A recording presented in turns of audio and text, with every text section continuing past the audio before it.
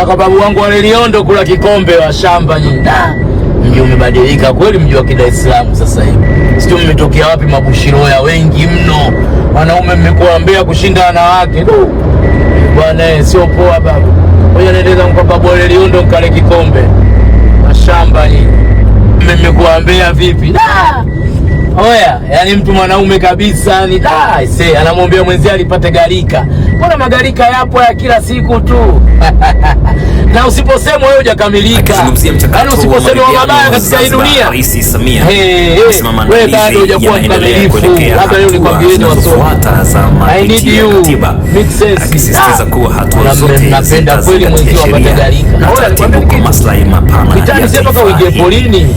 Moja kwa moja tunapoanza kwenda kwenye shughuli yako tayari uko vitani. Labda leo nikufafanulieni nyie watu fudenge wa shamba nyie. Yaani vitani sio uingie polini, ulivyoamka tu ukiingia kwenye shughuli zako tayari uko vitani. Sio, unanielewa?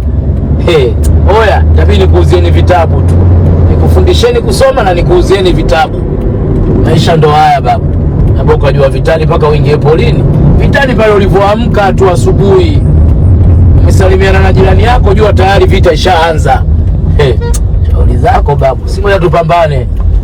Ndio maisha yetu. Wewe kama ulozikuta umezikuta kwenye familia. Sawa babu, wewe umezikuta. Sisi hatujazikuta. Si wazee wetu walikuwa wajanja.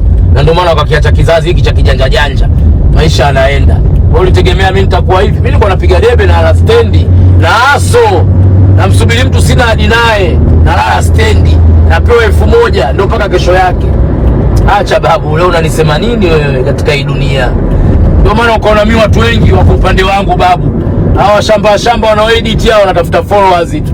Lakini angalia, dunia nzima iko upande wa babu. Sio ananijua maisha yangu, sijai kufeki. Babu alikuwa anapiga debe, babu alikuwa anachukua vya watu, babu alikuwa anakula tumbaku. Oya, sio poa babu. Mshamba umekuja juzi. Sisi tumeanza kuonekana kabla ya simu, mitandao hamna. Oya, huyu anakuja mtu anaficha ndoo yake ndani. Huyu anakuja mtu anaficha viatu vyake ndani. Wewe unaonekana sasa hivi kiteknolojia. Why? Oya babu, niache. Oya, nyote mnakuwa mnadisi, mtasubiri sana. Yaani huu ni upepo wa kusi tu, utapita utaisha. Watu wameambiwa mangapi wewe kwenye dunia hii? Wangapi wamesingiziwa majambo?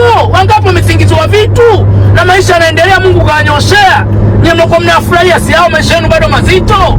Mnahangaika kila siku kwa maustazi wapi? Oya babu, piga chini wa shamba nyinyi. Utaniambia nini? Acha nikatafute mimi. Acha nikatafute shamba nyinyi. Mimi ninyoshea njia.